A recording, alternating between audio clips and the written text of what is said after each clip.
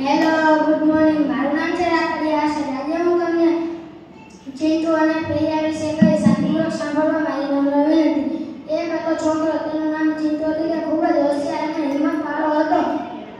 એક દિવસ તે